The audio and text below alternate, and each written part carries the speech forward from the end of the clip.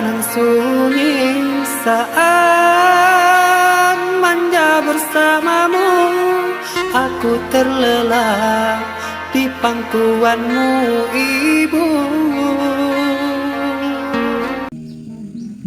Salam pagi sahabat tani, bertemu kembali di Petani Kreatif Mandiri Channel.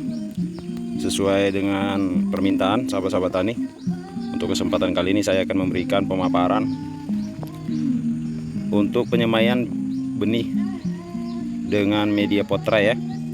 Memang agak repot sedikit untuk melakukan penyemaian lewat media potray kalau memang kita tidak paham. Untuk itu, agar tidak gagal, maka pada kesempatan kali ini saya akan memberikan sedikit pengalaman ya. Pertama-tama kita sediakan bahan ya, tanah satu bagian ya, ini satu bagian tanah. Tanah ini boleh tanah bedengan ya, tanah biasa juga boleh, tapi saya rekomendasikan kalau ada ya, kalau ada silahkan diambil tanah dari perakaran bambu ya, atau tanah seputar perakaran bambu. Kemudian kita haluskan sampah-sampahnya ya, atau seresah-seresahnya kita bersihkan ya. Nah, kemudian kita sediakan juga satu bagian kompos ya, kompos. Kalau tidak ada kompos, menggunakan tanah bekas pembakaran ya, tanah bekas pembakaran juga bisa. Atau untuk lebih cepatnya, sahabat-sahabat tani bisa melakukan pembakaran pada tanah yang sudah disediakan seperti ini ya. Kemudian dikumpulkan bahan-bahan organik yang sudah kering, kemudian dibakar. Nah, tanah tersebut ya dikumpulkan ya. Tapi kalau lebih bagusnya kompos ya. Nah, lebih bagusnya kompos supaya nutrisinya nanti bisa memicu ya pertumbuhan tanaman setelah kecambahnya pecah ya. Nah, jadi kedua bahan ini kita campurkan ya, kita campurkan secara merata dan kita sediakan potray ya. Potray saya rekomendasikan untuk media semai benih CMK atau cabai.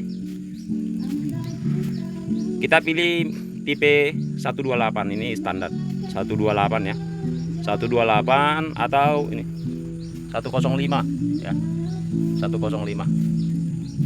Tipe ini yang sangat standar ya, tipenya sangat standar untuk tipe 128 dengan 105. Oke sahabat-sahabat tani, nah setelah kita aduk bahan ini secara merata ya, kedua bahan ini secara merata, baru kita kemudian memasukkan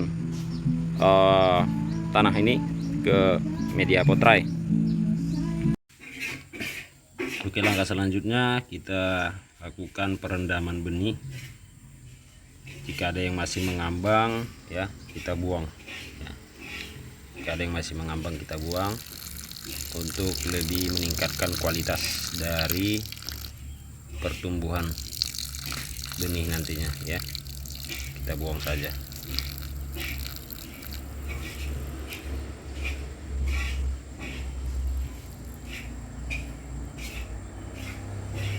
Nah, setelah itu kita kering anginkan. Nah, baru kita langsung tetel benih ya, dengan cara memasukkan benih ke media semai atau media potray, satu buah benih atau dua buah benih juga bisa ya. Ada juga cara yang kedua, yaitu dengan melakukan pemeraman. Setelah proses perendaman minimalnya selama 1 atau 2 jam, kemudian kita bungkus dengan tisu basah atau kain basah, kemudian kita peram 1 malam dengan tujuan agar benih ini segera membengkak ya, segera membengkak, jadi proses perkecambahannya lebih cepat, dan kemudian baru kita tetel ke media semai ya. Meramnya sekedar bengkak saja, jangan sampai berkecambah. Nanti kalau sudah berkecambah agak susah mindakannya ya. Nah, dan yang kedua, ada resiko untuk kerusakan pada kecambah yang sudah terlihat ya. Jadi sebaiknya hanya sekedar mengambang saja ya, bengkak ya. Nah,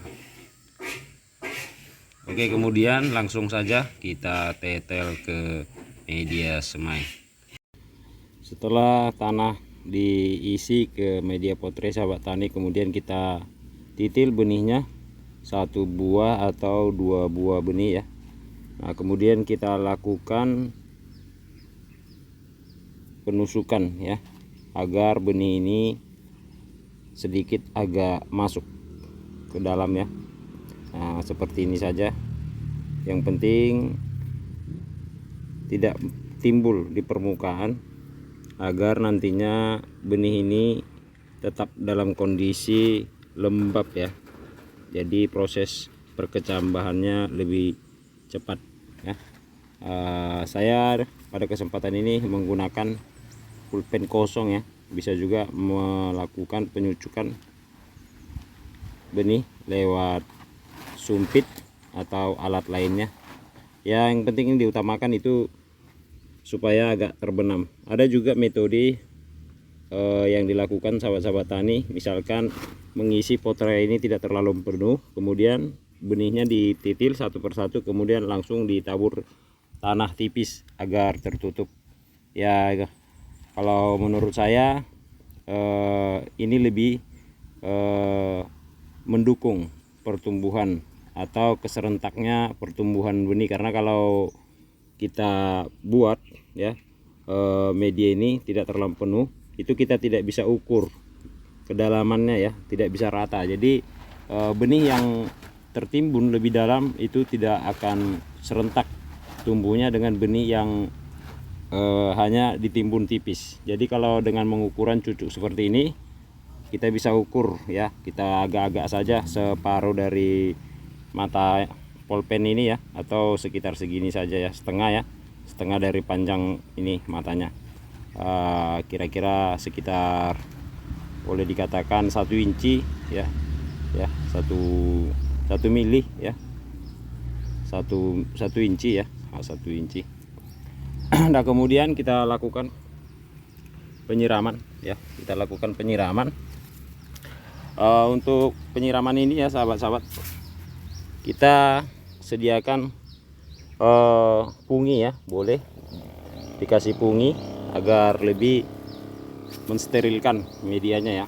Nah, kemudian ya yang perlu kita perhatikan ya, karena pada umumnya yang mengganggu benih itu biasanya semut ya, semut, apalagi khususnya tanaman cabai ya, itu semut.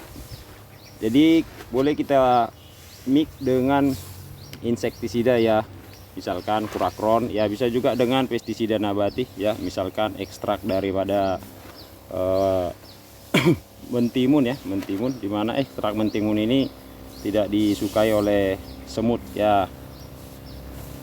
Kalau yang mau simpel ya, kita gunakan saja insektisida pabrikan ya, kimia sintetis ya, berupa seperti kurakron ya, bahan aktif Reponopos ya.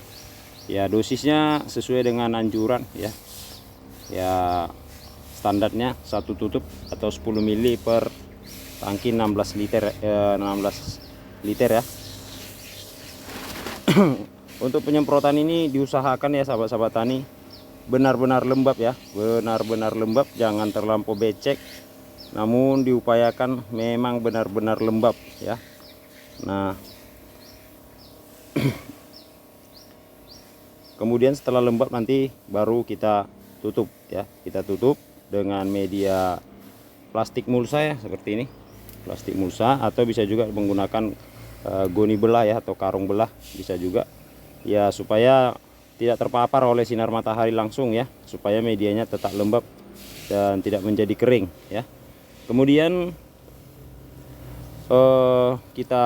setelah kita tutup ya, kita perhatikan, anak tahu ada gangguan ya. Kalau biasanya ini sudah aman ya, kalau kita mix dengan insek biasanya sudah aman ya. Biasanya 4 hingga 5 hari ya, ini sudah tumbuh, dan 7 hari sudah tumbuh merata beserta daun ya, beserta daun, sudah pembentukan daun pertama ya, sudah rata. Nah, kemudian setelah tumbuh ya, setelah tumbuh kita bisa aplikasikan jenis CPT atau zat pengatur tumbuh yang berupa hormon ya. Untuk produk bisa digunakan Gandasil D ya, Gandasil D atau Atonik ya. Untuk amunisi organiknya silakan aplikasikan saja asam amino ya, asam amino boleh dimix dengan PSB atau fotosintesis bakteria ya. Mungkin cukup dengan 2 kali aplikasi saja sampai pindah tanam sudah cukup ya, sudah maksimal ya. Dan usia pindah tanam yang maksimal ya, ini dataran menengah rendah ya, itu di kisaran usia 24 hingga 26 hari setelah tumbuh ya, jangan hari setelah semai. Terkadang perbedaan antara pertumbuhan dari benih itu beda-beda ya. Jadi kita hitung dari hari setelah benihnya tumbuh ya, 24 hari 26 hari setelah benih tumbuh ya. Oke, sedikit lagi dari pemaparan saya. Ini kalau boleh ya, untuk menggunakan media potrai di bawah di alas ya, di bawah di alas. Saya di sini menggunakan alas mulsa ya, atau plastik juga bisa, dengan tujuan supaya nantinya akar pada benih ini tidak tembus dari lubang potrai, karena potrai ini di ke bawah dia berlubang ya, supaya air tidak tergenang, jadi dia berlubang. Jadi jika kita tidak alas, maka akar dengan sendirinya langsung tembus ke tanah ya, ke tanah. Jadi kita ganjal dengan plastik seperti ini, atau bisa juga dibuat para-para ya, diletakkan di sebuah wadah yang tidak langsung diletakkan ke atas tanah, bisa juga. Tapi dengan seperti ini lebih simpel ya, lebih hemat biaya daripada kita buat para-paranya untuk tempat atau rak ya, atau rak untuk peletakan daripada potrai ini. Jadi nantinya akarnya tidak keluar ya, jadi tidak merusak pertumbuhan daripada tanaman ketika akarnya utuh ya, bermain di seputar media potrai saja. Oke sahabat-sahabat tani, sekian dulu, semoga bermanfaat bagi sahabat-sahabat tani yang kurang memahami proses penyemaian benih lewat media potrai. Semoga video ini bermanfaat. Jangan lupa di like, share, and subscribe, dan semoga kedepannya kita bisa menciptakan sebuah karya-karya inovatif dan kreatif yang bisa bermanfaat bagi sahabat-sahabat petani. Salam sehat, salam sukses selalu. Sampai jumpa di edisi berikutnya.